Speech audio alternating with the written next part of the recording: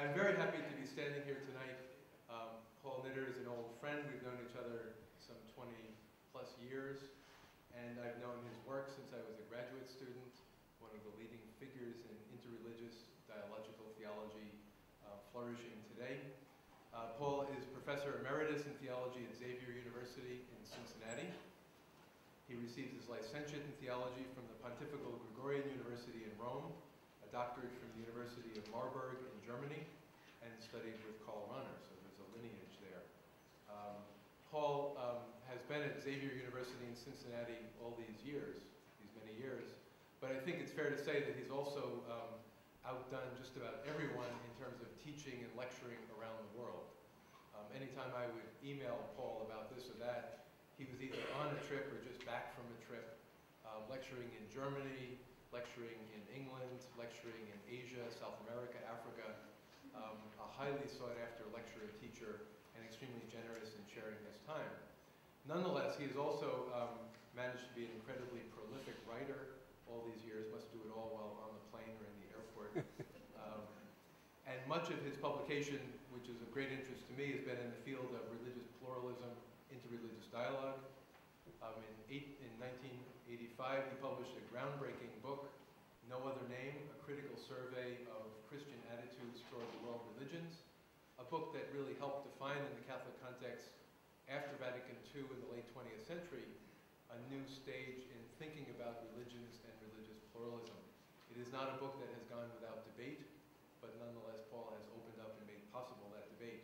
It's been followed by a series of related books, The Myth of Christian Uniqueness, Toward a Pluralistic Theology of Religions, Pluralism and Oppression, Theology in a World Perspective, a recent book that's extremely useful in the classroom. I've used it myself 3 times now, Introducing Theologies of Religions. Another book was actually dedicated to conversations with Paul by both friends and critics, and friends who are critics, I suppose. The Uniqueness of Jesus, a dialogue with Paul Nitter. Recently, and I think it's related to his work and presentation tonight, Paul has also realized that the issues of justice, the issues of collaboration on the social economic plane are not separable from the issues of interreligious dialogue, and some of his more recent work has very clearly made this known. A 1995 book, One Earth, Many Religions, Multi-Faith Dialogue and Global Responsibility. And the following year, yet another book, Jesus and the Other Names, Christian Mission and Global Responsibility. Paul has also managed to be an editor over the years for the Orbis Books' very distinguished series, the Faith Meets Faith series. Now, on top of all of this, you would think that Paul would simply retire or go home or something. Paul has also managed to kind of put his money where his mouth is, that the commitment to dialogue and the commitment to justice have pretty much taken a visible form in Paul, certainly in terms of dialogue. Constantly on the move, constantly engaging in dialogue, not only the easy, friendly dialogues, but also the tough questions, the issues that need to be engaged in terms of liberals and conservatives, issues across the boundaries of different religions, but also saying that we in our country, in this culture, are comfortable and we need to share what we are and who we are with people in other parts of the world. And so Paul has had, and I think it again pertains to tonight perhaps, a very strong and long commitment to justice in Central America, particularly El Salvador, and has gone there many, many times to, again, to put himself on the line and to try to be there helping people in great need. The only final thing I would add to all that virtuous catalog of amazing things that Paul has been and done is that Paul is genuinely one of the very nicest scholars, activists, engaged leaders that you would want to know. He's extremely generous, extremely interested in what people have to say, and constantly, I think, over the years has shown that one can have strong attitudes, strong passions, and always be open to learning from others in a way that shows that you welcome what they think and welcome what they care about as well. So I can't think of anyone better than Paul to represent this coming together of dialogue and issues of responsibility in today's world. So I'd like very much to welcome our speaker, who will speak tonight on a global ethic for a globalized world, the role of the religions.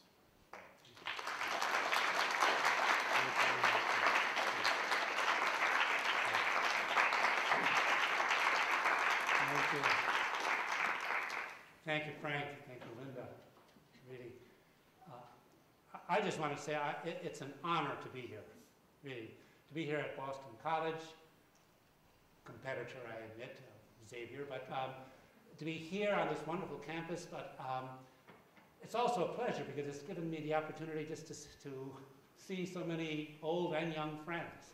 Frank, Linda among them, but so many others, especially there are a number of people here today from this group that Linda mentioned, Cristianos por la Paz in El Salvador, who we have our central office right here in Boston. I see some of our young staff here as well, and I'll be able to visit with them tomorrow. So thank you. It's also going to be a chance to meet with the theology department tomorrow. So I'm a little bit, Frank is having me give a paper, and then he's got 4 respondents lined up. So I hope this isn't a setup. Anyway, the topic, lost it. The topic, a global ethic for a globalized world, the role of the religions.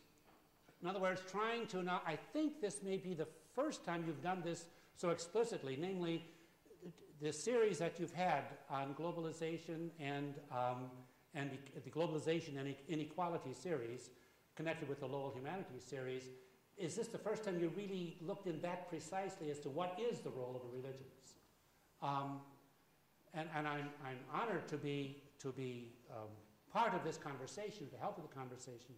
But it is a difficult topic, which I think I'll try to make clear to you. I'm going to try to keep my remarks to about 35, 40 minutes so we have enough time to mix it up. Good to see you. See another old friend I just noticed here. Well, the topic, a global ethic for a globalized world, the role of religions, I guess I'd like to start out with the first is, what is the religion's assessment of globalization? I'm going to have to put, so you can read that properly, I'll put these down. Yeah, and then I'll go back and forth with the lights so that you can see the screen or I can see you. The religion's assessment of globalization, I'm kind of summarizing it up somewhat cutely. Yes, we like it, but. And I'd like to look at both the yes and the but. But before doing that, I make bold to say, what are we talking about when we say globalization? How dare I raise this topic in a series on globalization? Because you seem to know what you're talking about.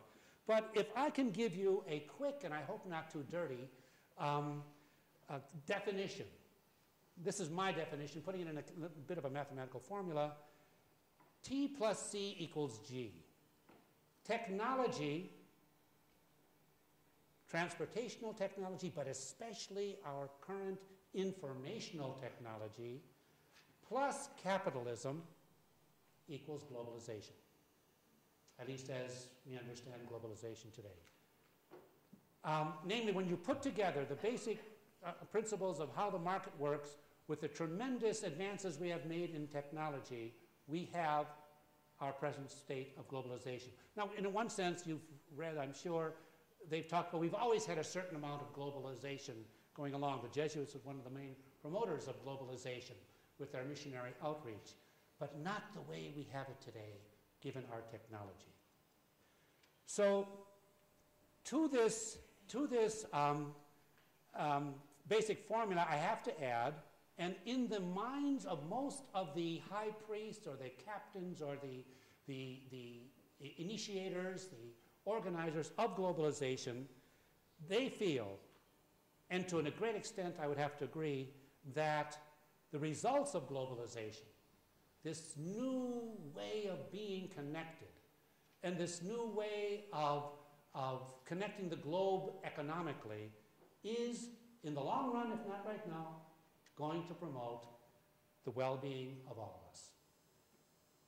Globalization is good. May not be up to snuff right now, but it's good. What do the religions say? Yes. I think we can say there is a general congruity between the vision of of the globalizers and the vision of the world's religious traditions. Now here I go. I'm going to make some generalizations here. And I know this is dangerous, and I'm probably going to pay for it, but let me try it. Whether it is through the symbol of the kingdom of God, or the Dharma, or Buddha nature, or the Ummah, religions hold up the hope. I think we can say this. All the religions, or most of the religions, hold up the hope that humans do, or at least they can, form one family. That they can be better united in the future than they are now. At least that. And that such unity will make for the greater well-being of all.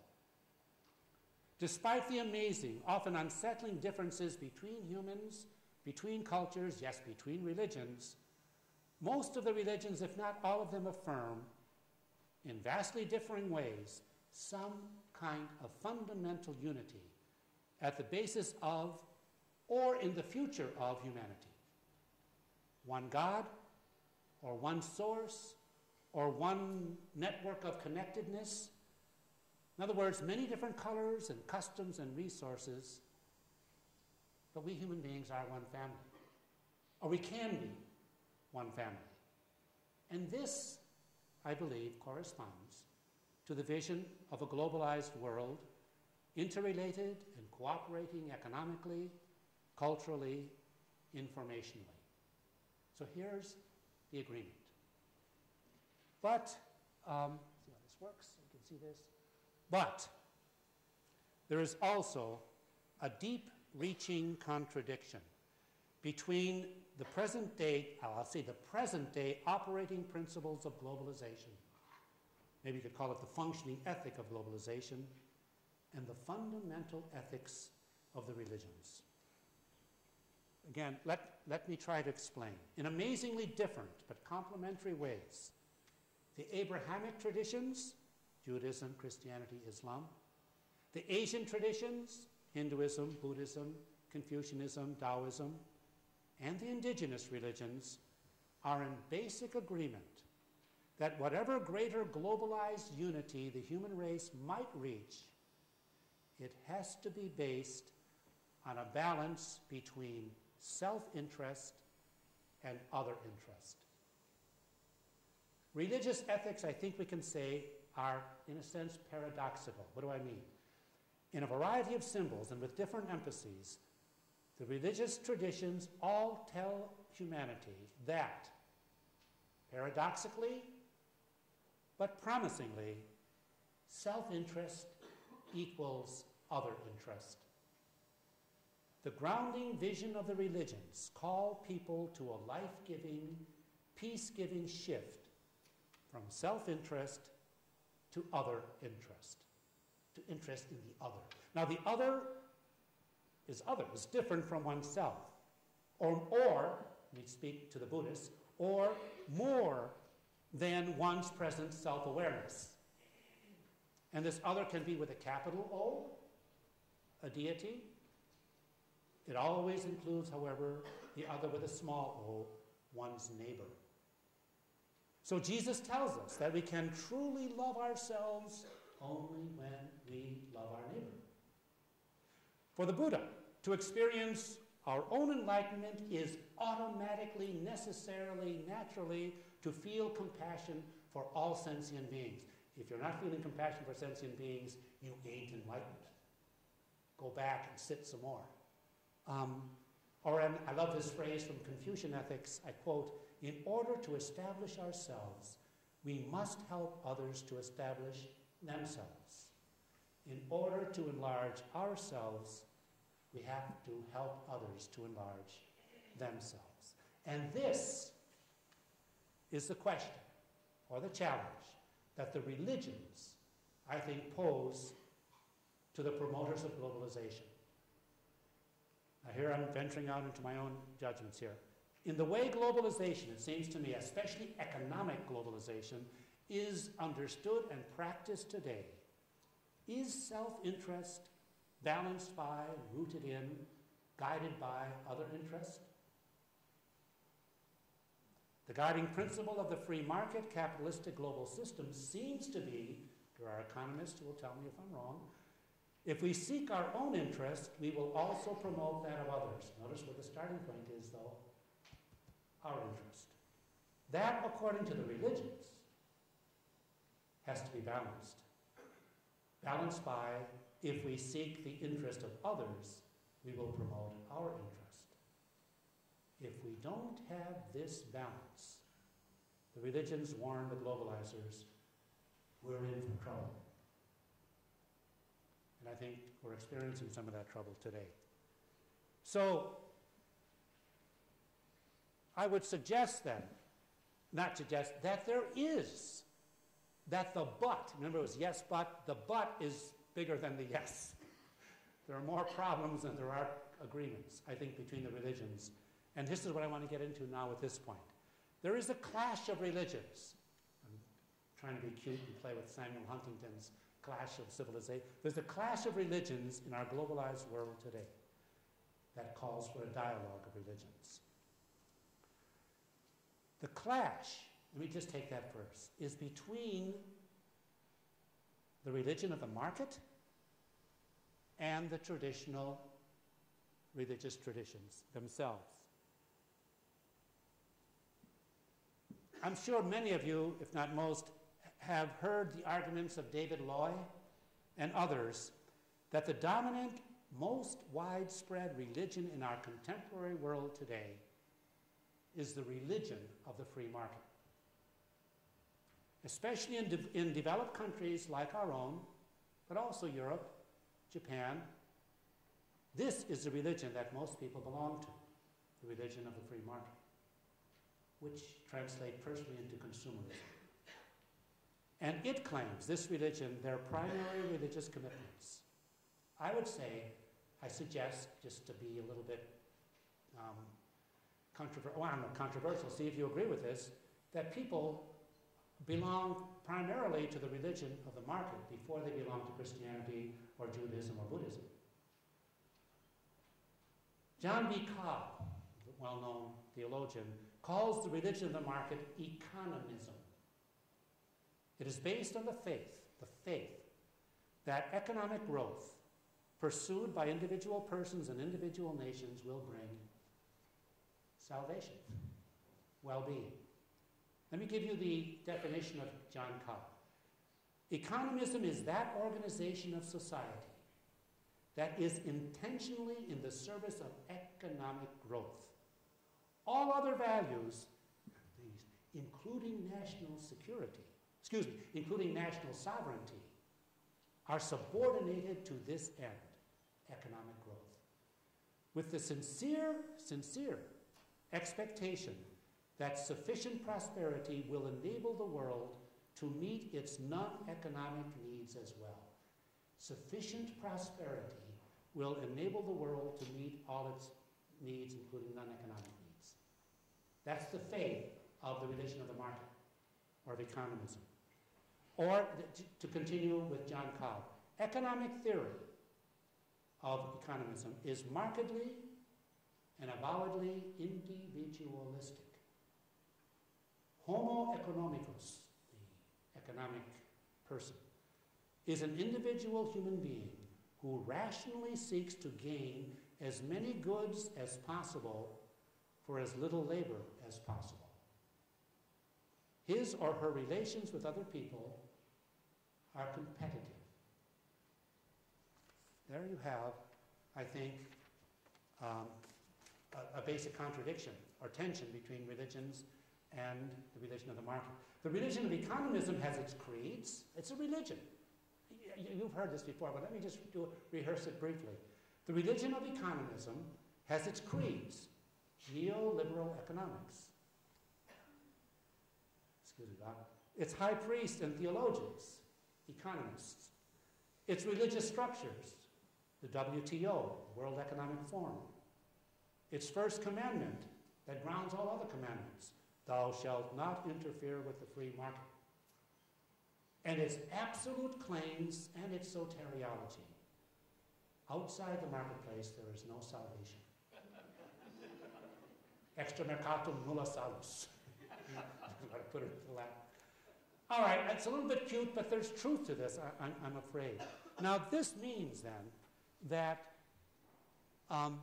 the clash between the religion of the market and the world religions must be the context of a dialogue between them. What I mean by this now here is that the religions must engage the captains and the high priests of globalization in order to point out and remedy this clash, this fundamental difference between the religion of the market and other religions. Now, listen, I'm realistic. Admittedly, this is not happening. This religious people taking on globalization and pointing out the clash between the teachings of Jesus and the basic principles of the way the free market is working. It's not. For so many religious people, and I'm talking especially in the United States, I'll just play with this again. Most Americans are, excuse my Latin, my wife says, don't use so much Latin in your talk. I'm old enough to have grown up. But I think most Americans are, first of all, homines economici, economic persons, consumers, before they are homines Christiani, or Christiane, before they are Christians. So much of American religion, here's a whopper, but let me throw it up. So much of American religion, I'm talking about the Christian churches especially, has been co-opted by the system and has become civil religion. The majority, dare I say, but I'll say it, you tell me if you disagree, the majority of the Christian churches in the United States provide a divine seal of approval for the American way of life, including the economic system that undergirds that way of life. I think, if you want to argue with that, I'll take, Also, now there's another reason why this dialogue is difficult. It is very difficult to have a dialogue with the religion of the market for the same reason that it has been in the past difficult for other religions maybe to have a dialogue with Christianity. Because both the Catholic Church doesn't say it anymore, but it used to. Frank, there's a lot of nuances here, but we used to, outside the church there is no salvation. How are you going to argue with that? How are you going to dialogue with a religion that says outside the church there is no salvation and we're the church? Outside the marketplace there is no salvation. It's an absolute, the religion of the market is an absolute religion. So here, such a dialogue, however, I'm going to try to move along more quickly here. Such a dialogue, such a challenge of the marketplace by the religions, I think, is absolutely necessary.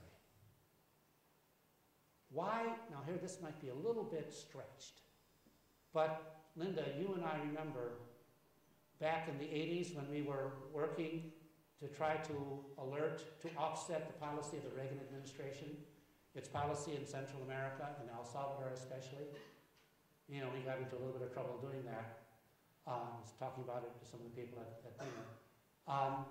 But we used to say at that time, given the state of the country, the only left was the religious left. The only real voice of opposition to an administration that was killing people in El Salvador were the Christian churches, with many Jewish communities as well. Well, maybe something analogous here. If we're going to raise voices about, not to do away with globalization, heck no, but to get it back on track or to criticize it in a positive way, I think the religious communities have to get their act together and can get their act together because they're not the only voice, but they can be. They could be a very strong voice in raising critical questions about the way our worldwide economic system is functioning and why, in the title of the series, we have globalization and so much inequality. But for this, in other words, what the religions are saying, this is a little bit cute again, they want to adjust that formula that technology and capitalism have to be guided by ethics. Ethics have to be a part of the way globalization works. And for this now, what the religions, at least many people in all the religions, how's that? Many people in all the religions are coming together for a new kind of interreligious dialogue that will be globally responsible, that will try to formulate what is the religious contribution, what is the religious critique to the way our world is working economically, especially today. And that has come up in the proposal of a global ethic. Now here, I'm going to go through this very quickly. I trust that, well, maybe that at least some of you know about the global ethic that has come out of the Parliament of World Religions. This is one example. The global ethic as well as the Earth Charter. But let me just give you a brief summary. This was a document formulated back in the Parliament of Religions in Chicago in 1993. Further elaborated, further worked on in the Parliament of Religions in Cape Town in 1999, and they're still added in the past Parliament in Barcelona in the past July. It is intended to guide politicians, this global ethic. And it's a book. I mean, I'm sure you have it in your library, right, Frank? I mean, put out by Hamskung and Kayo Kushel. It is intended to guide politicians and economists in their efforts to form a more interconnected world. The 4 foundation stones for the global ethic are a commitment to a culture of nonviolence and respect for life. Secondly, a culture of solidarity and a just economic order, and a culture of tolerance and a life of truthfulness. That was third. And finally, and this is interesting, from the religions, a culture of equal rights and partnership between men and women. Gender justice as well. The Earth Charter, well, I'm a little bit behind here. I'm just going to mention this, was during the 90s, this was and you can just go do a Google for Earth Charter, and you'll get the first, you'll get the full text of the Earth Charter, worked out during the 90s through extensive dialogue between religious groups and civil society groups to try to endorse a statement about how our economic system and how our living together has to preserve the earth. The fundamental declaration, it's beautiful, of the Earth Charter is as follows. We must join together. This is coming out of a dialogue of religions. We must come together to bring forth a sustainable global society founded on respect for nature, universal human rights, economic justice, and a culture of peace. Wonderful documents. And there is at the same time, let me just do this quickly, turn this off. There have been a number of organizations, and I'm just going to list them, there's not enough time to go into them. I mean, these are worldwide organizations trying to bring the religions together to work for peace with justice. Religions for Peace, United Religions Initiative, just to mention 3, and the International Interreligious Peace Council, a member of which I am. I'm on the board of directors. And many, now this is many grassroots interreligious movements and projects. In other words, whereas maybe 15 years ago, when religions came together to dialogue, they talked about God, they talked about life after death, they talked about the nature of the soul. Very important topics, please. And they still, but now the main agenda is ethics. What are we going to do about the state of the world in which we live? Well, now, the need for a dialogue of religions to engage globalization, some of the efforts that have been made. Let me now give you, as briefly as I can, the problems with such a project. Why some people say this isn't going to work. And I think it's very important to hear these criticisms if the project is going to work. And this comes from these criticisms. Well, let me just give them to you here. The first one is more philosophical, postmodernism. that a dialogue of religions trying to work for an ethical agreement, a consensus, a global ethic, is probably impossible. Why? Because we are told by our postmodern awareness, diversity always trumps universality. Now, that's a philosophical claim, that diversity always has the last word over universality. This assertion is rooted in the awareness of people today, especially in the West, that we're all of our understandings of reality are, socially constructed, culturally conditioned.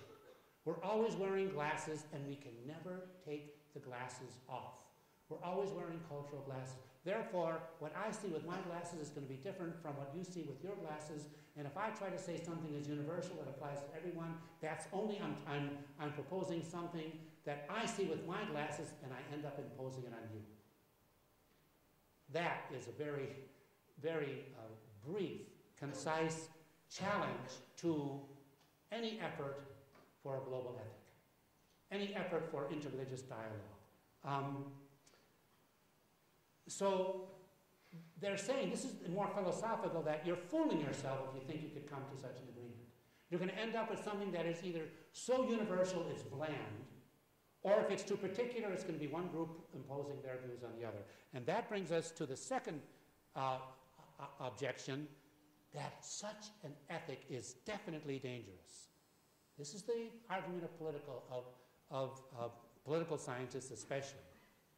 This is the accusation I hear from many of my friends in the developing world who warn me that I am still operating out of a post-colonial consciousness. Interreligious dialogue in general, and efforts to form a global ethic in particular, are actually being used by the powerful to maintain their power. Woo. That's a whammy.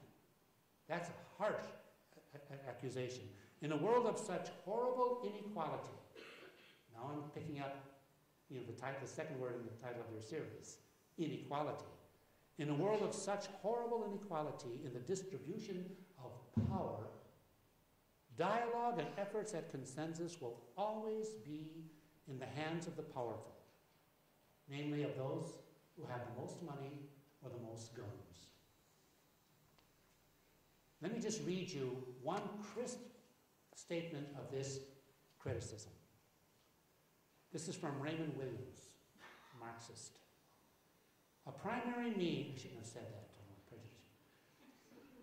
a primary means by which privileged groups, listen to this, a primary means by which privileged groups mask their hegemony is through a language of common contribution and cooperative shaping. Let's all come together and talk. To the extent, this is the quotation, to the extent that such groups can convince all partners in public dialogue that each voice contributes equally, to that extent does the conversation deflect attention from the unequal distribution of power underlying it. Dialogue, as my friend Farida Sak, a Muslim friend, a Muslim from South Africa, says, dialogue is right now serving, all your interreligious dialogue is ultimately serving the purposes of your empire. Whoa! You say, well, that's blah, blah, blah, blah. All right, it's a little bit strong, rhetorical, but I think he's saying something. And I think we are obliged to take these criticisms seriously. So finally, getting into the last, and I've got 12 minutes, getting into the last part of what I want to present for our conversation today. I want to repropose my suggestion. Not a global ethic, but a global dialogue about ethics.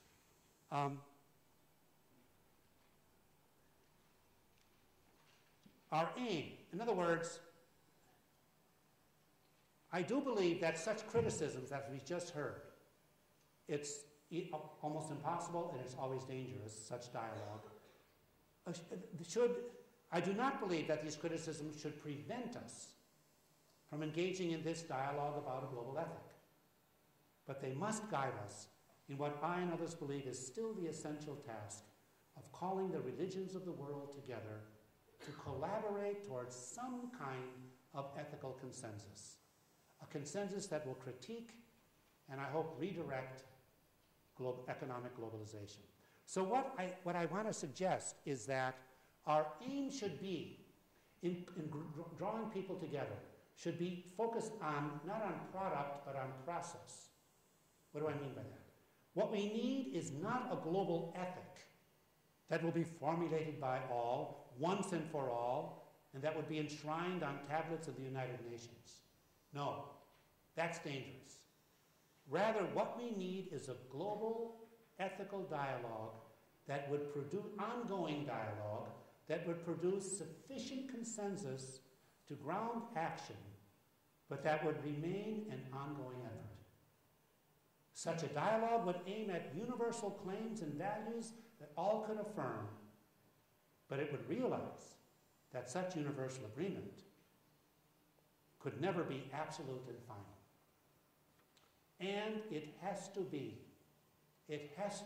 whatever consensus, whatever agreement we reach on universal ethical values has to come out of real conversation, real dialogue. And now to conclude, let me just try to give you some of the guidelines that I think have to be part of our awareness as religious people from various religious traditions try to come together to formulate some kind of ethical agreement, some kind of ongoing, open-ended global dialogue.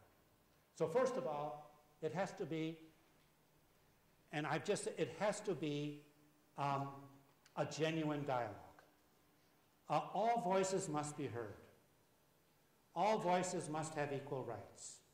And I know that is very difficult. How to form, how to have a dialogue in which the powerful do not control the dialogue, do not simply set the agenda. How to do that? Well, first of all, now here, this is what I want to say as a theologian. First of all, such a dialogue has to be based on, this is not the best expression, but I take it from Raymond Panikar, a cosmic confidence, a trust, a basic trust that no matter how different we are, damn it, we are related. We've got to believe that. This is my religious response to the postmodernist insistence that diversity always trumps unity. Namely, if our efforts to form global ethical guidelines have any chance of succeeding, they have to be based on a trust that we can talk to each other. That we're not all caught in our socially conditioned, socially constructed truths. We have to have something that unites us. In other words, I'm just saying, damn it, the postmodernists are wrong. They've got to be wrong if there's hope for humanity. Now, this is a trust. This is a trust. In other words, I trust that no matter how different you are in your culture and in your religion, that there is something that enables us, it may be difficult, to understand each other. So that I can understand you to the point of learning something from you, or that I can understand you enough maybe to offer my criticism of you. But if we don't believe that, then then how do we decide our differences? If we can't talk about our differences, what is left to decide then? Power. Whoever's strongest will win. Might will make right. We've got to believe that we can talk to each other to resolve the differences that do exist between us. Now, but it also has to be a dialogue in which the global inequality of power is addressed. The power question, in other words, whoops, I want you to be able to see this. The power question must be kept in the center of the table and in the center of awareness for all the participants. In any interreligious international conference, we must be aware that although everyone is said to have an equal voice, not everybody really does. Although everyone is invited to speak freely, not everyone feels able to speak freely. They're afraid to speak freely. They've been clobbered in the past when they spoke freely. I mean, this is a world of unequal power sharing on the economic level makes a dialogue of equal voices very, very difficult. Okay, what are we going to do then? Now here, let the marginalized, the people without power, speak first. The first step, therefore, is to be aware of this unequal power distribution and to talk about it at the dialogue, perhaps as the first item of dialogue. And then let those who come from less powerful nations, who perhaps were not able to pay their way to the conference, or who perhaps cannot pay their room and board at the conference, let them make suggestions as how to face and deal with this reality of unequal power. What we are trying to do, and what is so very difficult, I admit it, is to create an environment in which the marginalized and exploited can feel safe enough to speak their mind. No doubt they are the ones who must fashion this environment. Now here's the hard part. The marginalized, those without power, have to create this environment, but they're not going to be able to do it unless the powerful allow them to do it, because the powerful control the environment, you see? And yet, so therefore, then what this requires is the powerful must shut up. What is essential, I believe, is that these participants in the dialogue who come from economically dominant cultures and nations, and such people will generally be white and male and speak English, they have to learn how to keep quiet, at least in the beginning. Especially in setting the agenda of the dialogue and in its first phases, these people have to listen and not talk. And might I suggest one way of shutting up is to carry on the dialogue in other languages than English. Do you realize the power in a conversation when the conversation is conducted in English and English is not your mother tongue? What an advantage that gives to those who can speak English as I'm speaking it without having to think of, do I have the right object? What tense is it? Conditional? We need more dialogues in other languages. And let those English speakers learn other languages, or at least have simultaneous. What I'm talking about here, and I'm getting close to the end, is the hermeneutical privilege of victims. This is a basic principle of liberation theology, that the marginalized, the people who have been pushed aside, the people who have been exploited, the people who don't count, they see aspects of the real world that the powerful and the comfortable simply can't see. They can't see it. Thus, the need that the marginalized in all of our dialogues about ethics and globalization have the first word. This is hard for us academics. Now, that doesn't mean that they have the only word or that they have an absolute word, but damn it, they have to have the first word. Unless the conversation starts with their words, the conversation, I think, is going to end up being an exploitation. So what I am suggesting, and now this is the last point, I'm suggesting, and it's not just me that's suggesting it, I've learned this from so many other people, especially people like Father Aloysius Pieris in Sri Lanka, Jesuit in Sri Lanka, that we are starting a dialogue in which suffering provides the ethical, hermeneutical context and criterion for the conversation. I'm going to go through this not using my text, but just so I can go through it quickly. We have time for conversation. What is being suggested here is that the postmodernists, when they say there is no common ground, that we're all different, diversity trumps any kind of commonality or universality, they're wrong. They're wrong insofar as all we have to do is look around us. I mean, wake up, look at the world, and you will see the reality. The tremendous, devastating, murderous, and unnecessary suffering that afflicts millions of human beings and the planet itself. Suffering. I think both human beings, and especially if they are religious human beings, respond to suffering. When I say respond, I mean, it's when you see a tortured body, when you see a starving child, when you see a violated woman, when you see a polluted river, there's something in you, in your humanity, and especially in your belief, it comes out of your belief in Jesus or Buddha or Muhammad, that calls upon you to do something about that. That, I think, is common. And please, I'm not saying that every single Christian or Muslim is going to respond that way, but there are many Christians and many Muslims and many Buddhists who respond in that way to suffering because they are Christians, Muslims, and Buddhists. So there's where it's suffering. Our response to suffering is the primary place, if I may put it in religious terms, and a theologian, I can't help it, where God calls us, where we feel the reality of God. I got to read this quotation from John Sobrino in his latest book,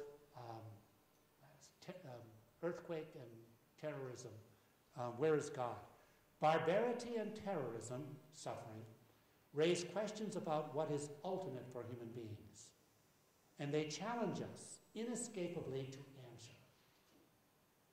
The ultimate is the suffering of victims, and the ultimate reaction is compassion for them, co-suffering with them, living and pouring out life for an end to their suffering. That, I think, there is where God is making God's self, or the Dharma is making itself present within all religions.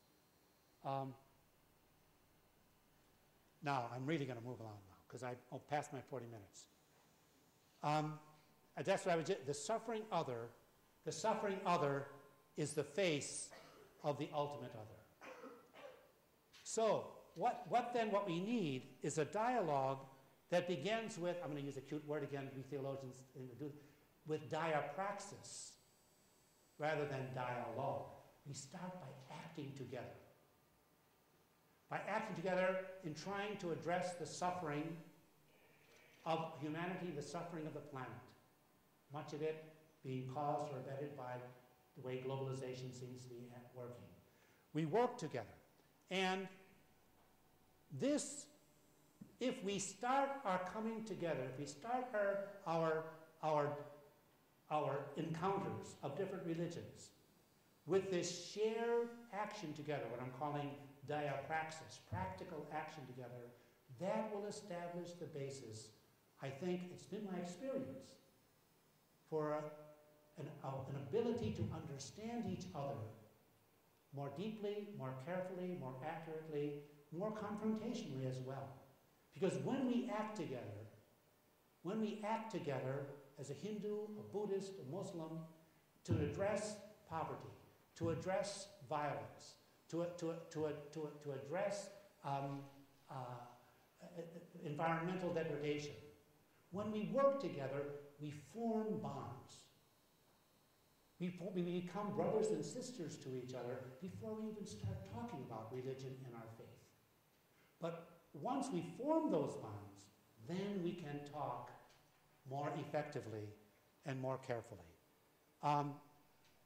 So the formulation of a global ethic is possible if it is based on joint global ethical action. So, summarizing,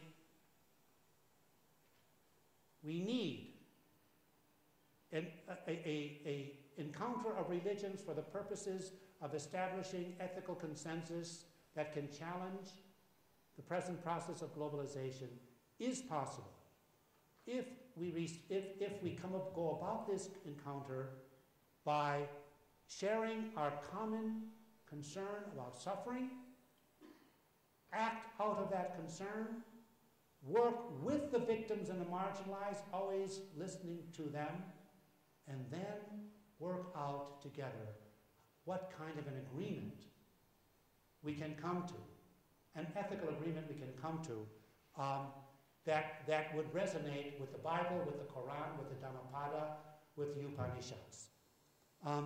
So to conclude, can we agree, I'm asking you this, that this globalized world of ours is in dire need of globally recognized ethical guidelines?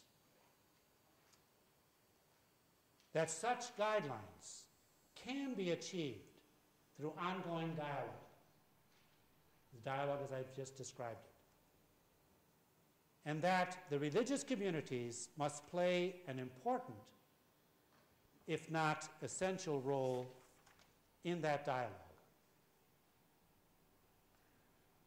I don't know where you stand on that, whether you agree. To be honestly, I don't know if such dialogue is really possible. But I do know that if we don't give it a try, we're lost. So I thank you for your attention. I went over time, Linda, but I look forward to hearing your comments and questions. Thank you.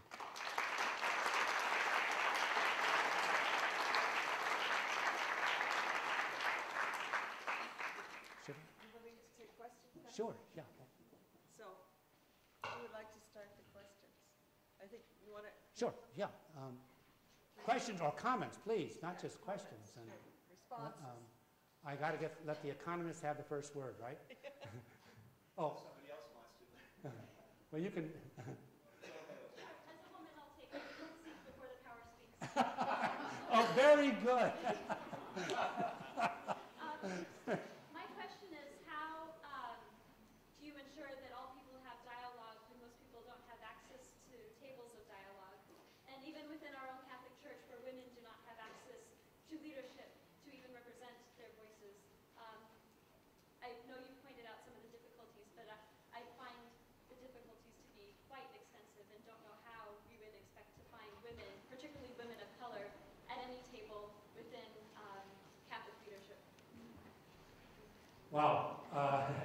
So you're asking that question especially within the context of the Catholic community? Sure.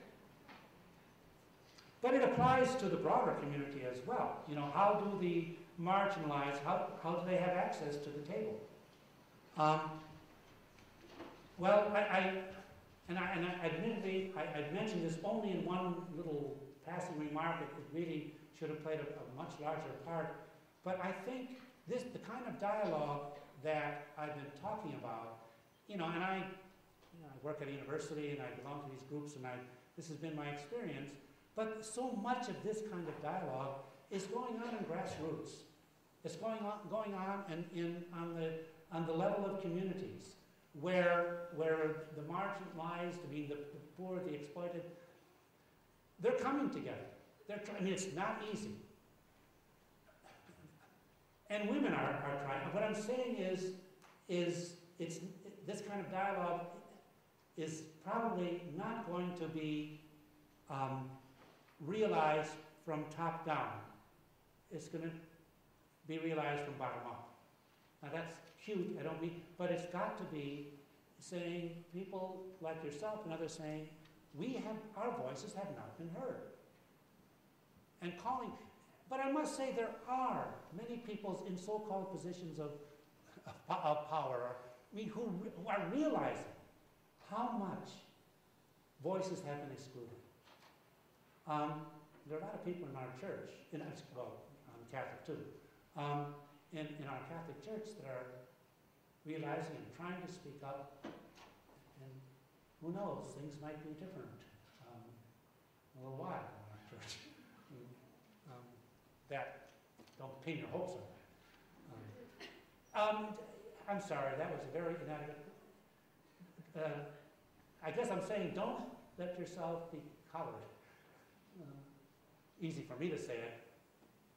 I know. As the resident economist here, I Yeah. feel a need to just raise a few issues. Bob Murphy, Department of Economics.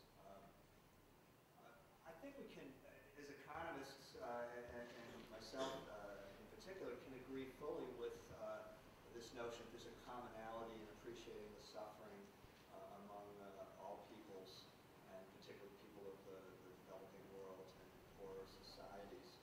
And from an economist's perspective, I think that leads me, and would lead most economists, to the point that you made at the beginning of your lecture, where you noted that globalization often gets associated with this notion of the goal is economic growth. And from an economist's perspective, there are two ways to deal with suffering, to deal with poverty, to deal with the situation of the poor. One is through redistribution, taking from those that have, giving to those that don't. The other way to do it is through economic growth, letting the pie get bigger so that all people benefit. And that is by far the easier path politically, socially, culturally, and I think that's been borne out through time. It leads to less conflict, obviously. Now, what is the evidence on that? Well, the evidence is very, very strong that societies, and I'm thinking in the developing country context, not just the industrial world, those societies that have experienced faster economic growth have, on average, had better performance in terms of life expectancy going up, better performance in terms of infant mortality dropping, better performance in terms of however you want to measure the poverty level going down, relative to societies that have experienced no economic growth or regress. So I think the evidence there is pretty clear that economic growth, although in some ways it's a blunt instrument in that it's across the board and there are clearly divisions and disparate effects across a society, does have the power to achieve some of the amelioration of suffering that you've pointed to. That said, that then takes us to the question of, has globalization as a whole in the current institutional structure that we have achieved the kind of success that we would want with economic growth in the developing world? And there, I think the record is pretty weak. Yeah. Particularly in Africa and certain parts of Asia and Latin America, where we can clearly see that strategies that have been adopted through the years have, for the most part, come up short. There have been some success stories in East Asia, and we can always find exceptions to this general rule. But clearly, I think there's a recognition today, at least among development economists, maybe not the free marketeers, but at least among development economists, that we've made mistakes, and that the policies and strategies that we've adopted have not always been appreciative of the diversity, sort of getting back to this commonality, but also the diversity of cultures and societies and the fact that one size does not fit all. That brings me to my final point, and that point is to say that yes, market forces clearly have a role to play in achieving economic growth, but from my perspective, as an economist who tends to be somewhat critical of the market from time to time, that many of the failures of economic strategies that have been adopted have arisen in large part because of market failure, where strategies were put in place, incentives were created that forced people to do the wrong kinds of things and led to outcomes that were disadvantageous for most of the society. I'm thinking of programs that are set up where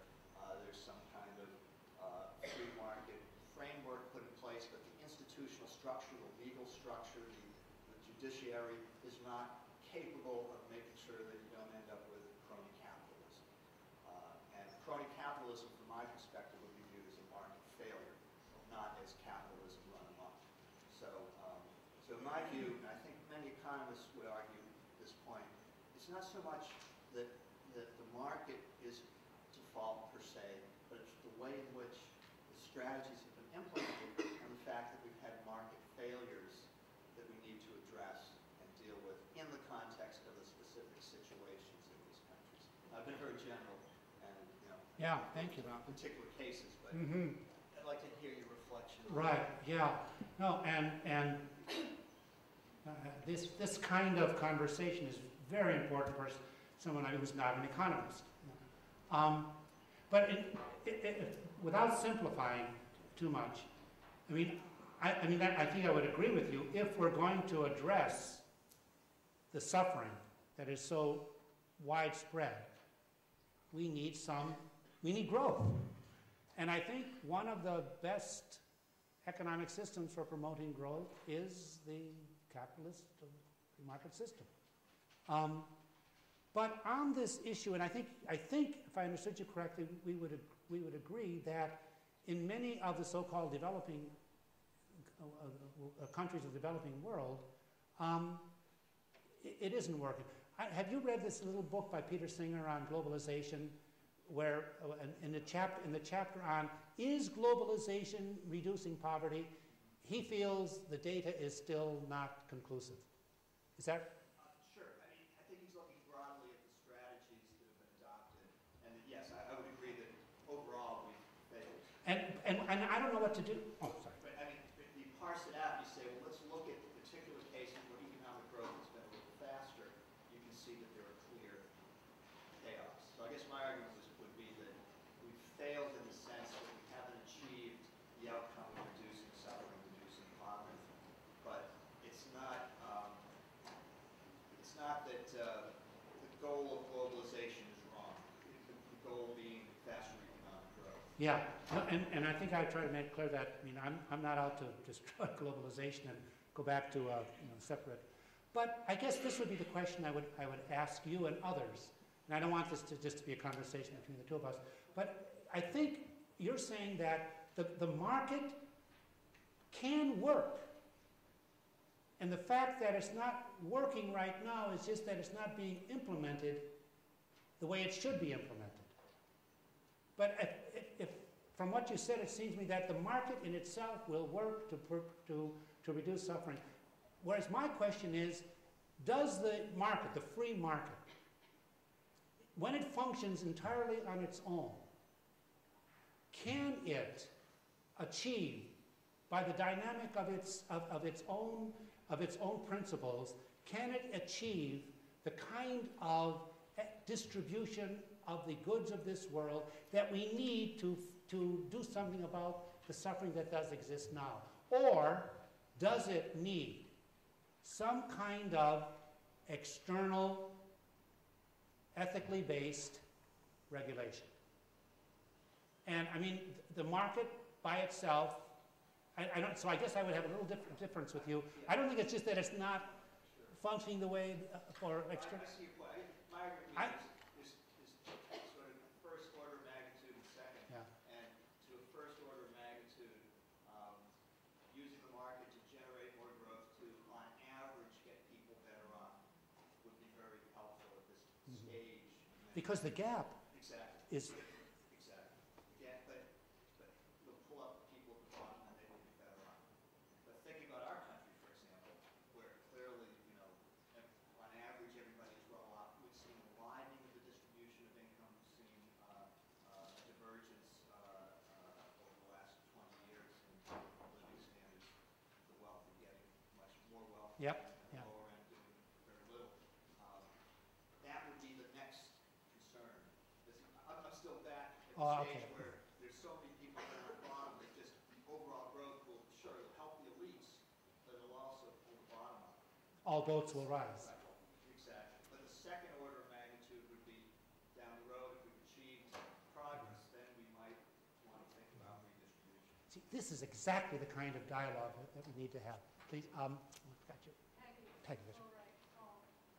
I'm thinking that, going back to the question of dialogue, there's nothing you've said tonight that I would not support and want to be part of. But I think before anybody comes together to have a dialogue, there has to be an understanding of the fundamental divide Can you hear in the around back? the world. What, stand up, Peggy. Just a little bit. I think in terms of dialogue, that we have to address a fundamental divide. In my understanding of globalization, there are two fundamental divides. One is poverty, who has, who hasn't. The other, and it really underscores everything, is the divide between men and women. And until all the parties who come to this table to have this globalization dialogue understand that there is something at work among us, if we don't name that elephant on the table, we're not going to get anywhere. We'll be back here in 50 years, 150 years. But we have to bring something to that dialogue that tells it like it is. Everyone who comes to that table, regardless of their religion, their economic history, their profile, men, women, children, ethnic groups, whoever, you have to say it. There is something fundamentally wrong with humankind around the world. Given this. Yes, and Well- if we nail that, we're not going to go too far. But you see, the elephant on the table isn't going to be named or pointed out by the people who are presently kind of in charge of the dialogue. I mean, So what do we do? I mean, well, I mean, along the lines of we've got to listen. The people. Now, how do you bring this about? I think religion should be a motivation for people to tell people who have power to please be quiet a little bit and listen to your brother and your sister. How do you do that in the Catholic Church? I mean, talk about a major institution. It's the largest discriminating institution on the planet when you think about it in terms of institutions.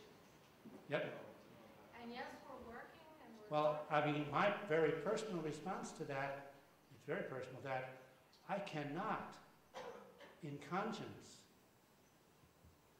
continue to be a Catholic, member of Robert Bellarmine Parish in Cincinnati, unless I am speaking up and addressing this within my church.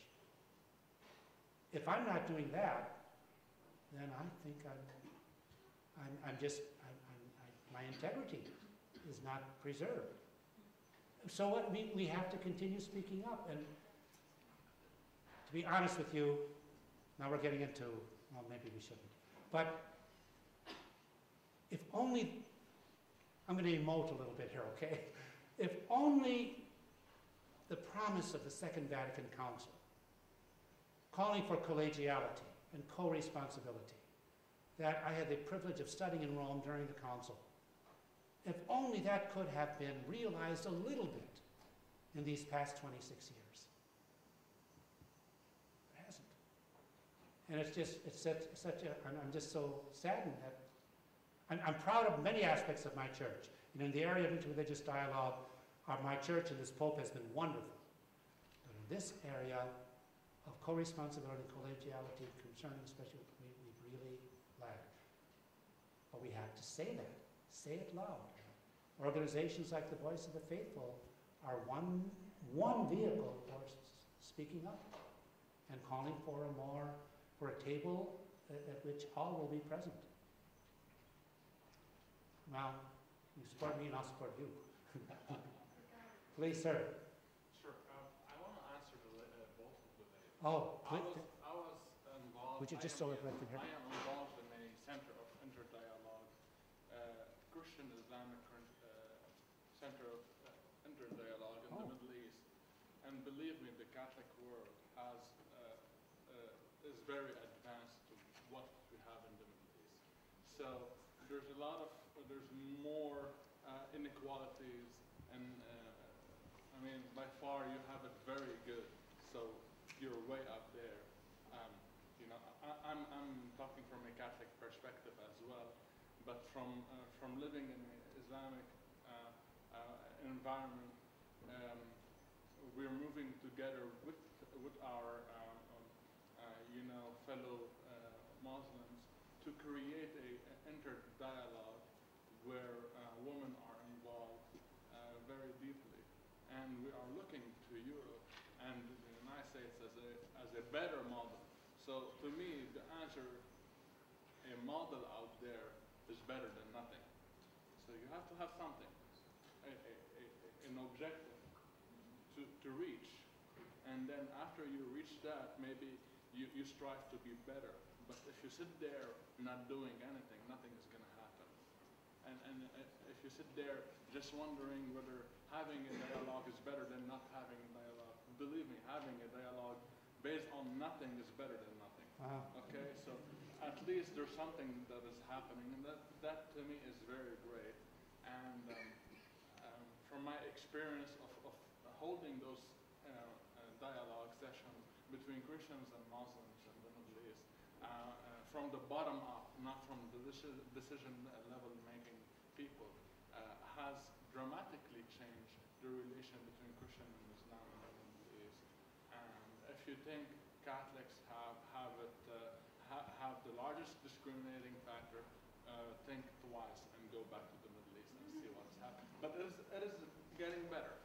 It is getting better. So carry on. We all bring our own baggage, our own histories to Sure, this but table, this globalization by all means, because of gender equalities, peace is prospering in the Middle East. Don? Yeah. I'm sorry. Women are playing a very big role. Did you call someone? Thank you. Thank you very much. I need to explain this by saying who I am. I'm not a religious scholar. I went to the Harvard Business School. I have an MBA in business, and I was an international management consultant for 30 years. Okay? I went back to my 50th MBA reunion, and one of our most distinguished professors at the Harvard Business School, a tenured and famous guy, and I have to use his name so you know what I'm talking about, is Bruce Scott. And there was a discussion about a case there, and I was just standing there, and somebody said, but gee, Bruce, if you do that, it'll destroy the free enterprise system. And I wish I could give you his exact words, because he was pretty profane. He said, when are you going to get rid of that free enterprise crap? He said, I'll tell you what, free enterprise and a lack of enforced laws about labor gave us hundreds of 7-, 8-, and 9-year-old kids with black lung disease and 2 fingers on each hand. That's free enterprise without control. Now, you just have to understand that unbridled free enterprise can do an incredible amount of harm. And it has done an incredible amount of harm. So that's another side of this, okay? And I have seen that harm in Argentina, in South America, and in a lot of other places, and I won't go into it. I'm not saying free enterprise is always bad, but I'm saying you have to have laws and rules, and you have to not let it go completely, berserk. That's my view. No, thank you. Thank you. Please. Thank you, Professor. I'm from Indonesia, and this is the second time I meet you. You visit us at the seminar in Jakarta. Oh, yes. Thank you for being here. Thank you.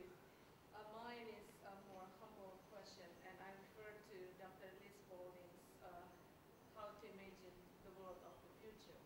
And based on your proposal, may I ask you, imagine in 20 or 35 years later, saying that 2035, when you come back to Boston, or you go back to Indonesia, what would you expect to see based on your proposal? Are you saying if this proposal would be more or less adopted? Yeah. What would you expect to see here in Boston and in Indonesia? Well, Could you repeat the question, please? Sure, yes, thank you. And so I was trying to be aware of people. The question would be, what if this kind of a globally responsible dialogue between religions and cultures could take place, would gain ground? what do I think the world would look like, say, in around 2035, when I would be 94?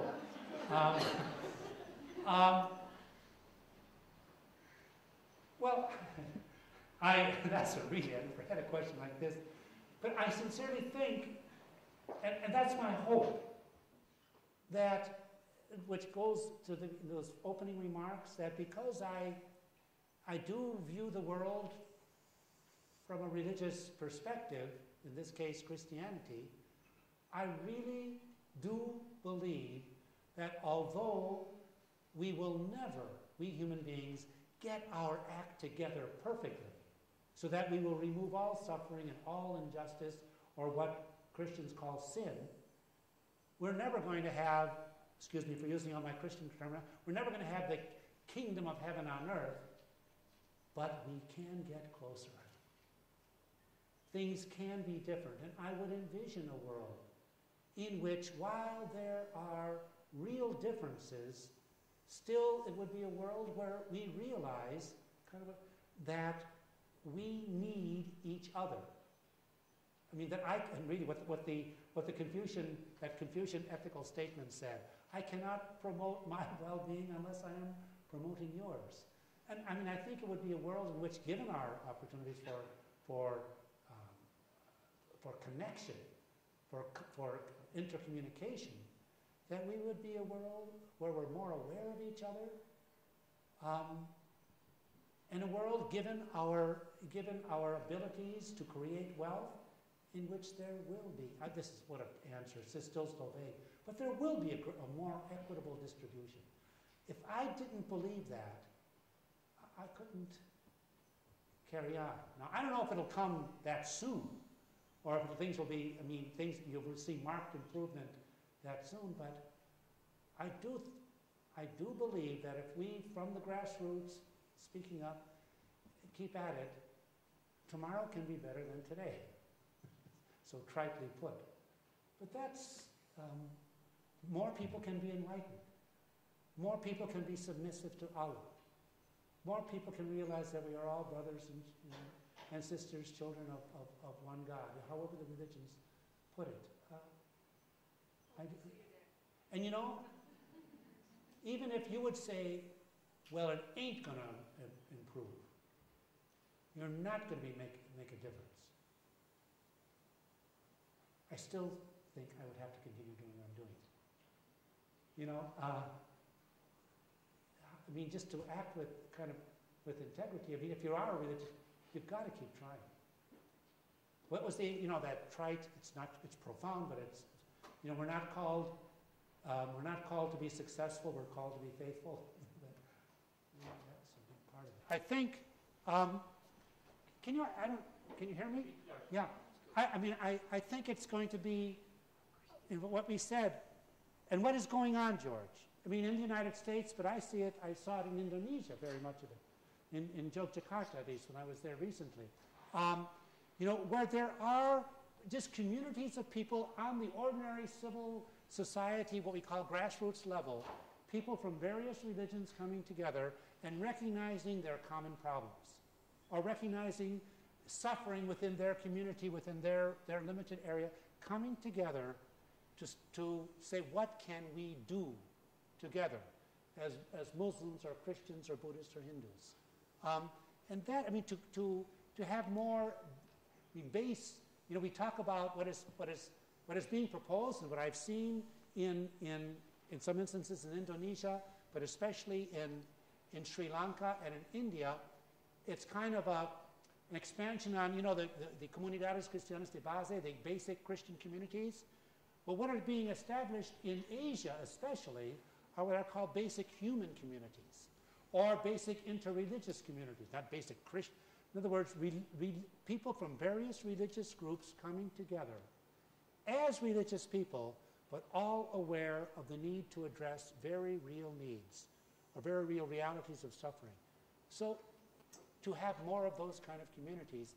And then from the top, this is where I see the role of some of those groups that I had on the board, the Interreligious Peace Council, or Religions for Peace, or some of the work now being done even in the Vatican Council for Interreligious Dialogue with Archbishop Michael Fitzgerald, wonderful man, I mean, who are, from the top down, bringing religions together to together speak a voice challenging the powers that be from a religious basis. So I think from top and from bottom, it's still piecemeal, and it's still beginning. But my encouragement is that both on the level of civil society as well as on some of the upper levels of religious organizations, there is this awareness of the need for religions to come out of their isolated neighborhoods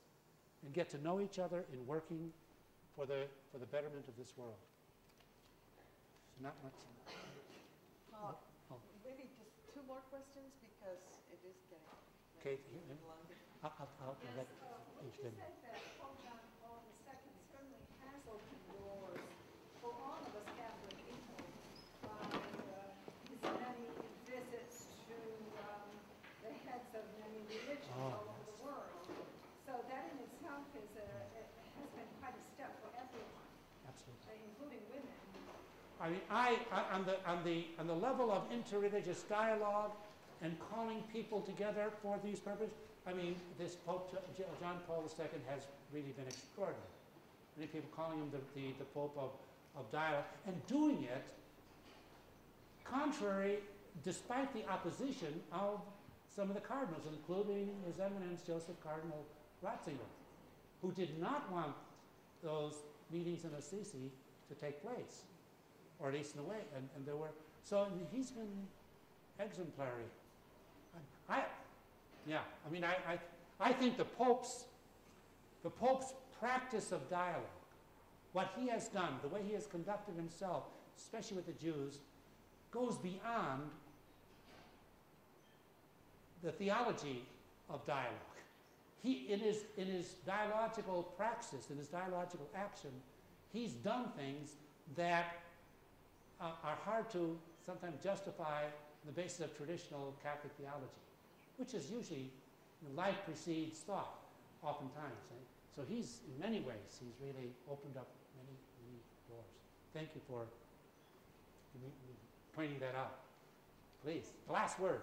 Yeah, I don't know if this is appropriate in this discussion because it's very based on religion, but as a secular person, and I have many friends that are ever more and more secular, if not atheist, how do you plan to bring them to the table? Because I think that in Europe, for instance, in Japan, it's much more, I mean, the industrial societies, except for the United States, have become ever more and more secular. So how are you going to bring them if they're the ones that are in the G7? You know, they're the ones that have the power, and you're not talking about the secular people at all. Yeah, and that is a very real issue, real concern. I think two ways to address the broader, what we're calling the secular community. For many people in that community, religion is more of a problem than it is a help. I mean, they just don't see the relevance, or they see the danger of religion, many of them.